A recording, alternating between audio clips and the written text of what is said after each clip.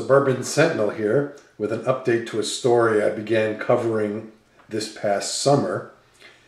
A few weeks after the Batman movie massacre in Colorado, a New Haven, Connecticut man brought a handgun into a late night showing of the same Batman movie in New Haven, Connecticut. The undisputed facts are as follows. The man, Mr. Huang, a prominent New Haven, Connecticut immigration attorney, brought a Glock pistol into the showing of the Batman Dark Knight Rises movie. Although Mr. Huang thought he was carrying his gun fully concealed, his Glock pistol was in fact partially exposed, and one or more of the other movie patrons called police. More than a dozen uniformed officers swarmed into the theater with guns drawn and apprehended Mr. Huang.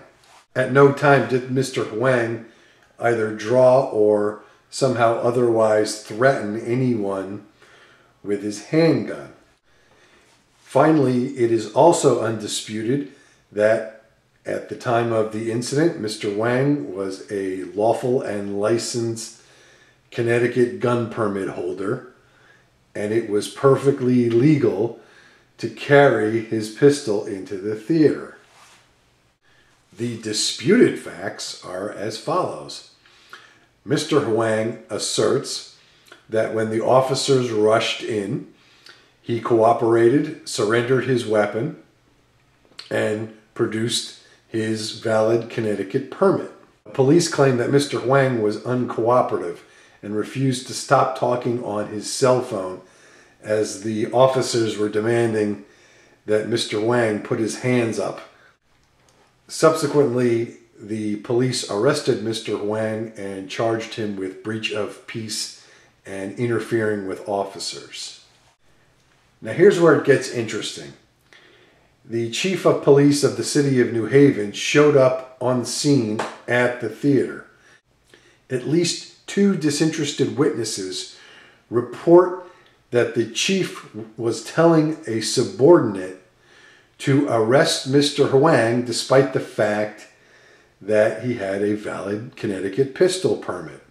Allegedly, the chief told the subordinate to make up some charges against Mr. Huang so that he could be arrested that night. The following afternoon, the mayor of the city of New Haven, John DeStefano, called a press conference concerning Mr. Huang's arrest. I attended that press conference, and Mayor DeStefano's comments were quite shocking. Now, I am paraphrasing, but essentially, the mayor said that Mr. Huang's actions, although they may have been legal, certainly weren't right. As such, the mayor supported the police department's decision to arrest and have Mr. Huang charged. 2 days ago, the state's attorney dropped the charges against Mr. Huang, which is of course good news for him. And I thought this was great news all around.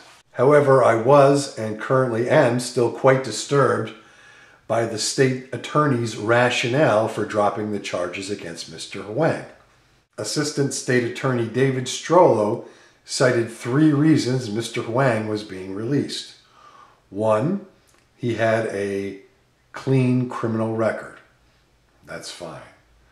2, Mr. Huang is himself an attorney and a highly respected attorney in the community. And 3rd, that Mr. Huang does volunteer work in the community. There was no mention that the arrest may have been not only improper, but probably unconstitutional. No mention that Mr. Huang was within his rights, even if his gun were exposed.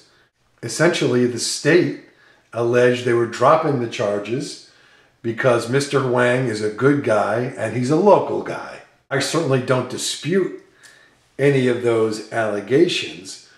What I take offense with is that the state attorney is dropping the charges based on Mr. Wang's character rather than the law. Mr. Wang was well within his rights to carry his pistol into the theater. He didn't threaten anybody or improperly use his pistol in any way. The implication from the state's attorney is that they may not have dropped the charges if this were someone who wasn't a lawyer, maybe just a private citizen from somewhere on the opposite side of the state. So what this tells me, that the city of New Haven and the state of Connecticut care more about local politics than the law itself. That is absolutely shameful, especially because, for those of you unfamiliar with the city of New Haven, that is the home of Yale University. And Yale has one of the most prestigious law schools in the world. I am very happy that the state dropped the charges against Mr. Wang, because I'm 110% convinced that he did absolutely nothing wrong. But the manner in which this investigation was conducted and the charges disposed of makes me very uneasy. So thanks for watching. This is the Suburban Sentinel. Shoot safely, everybody.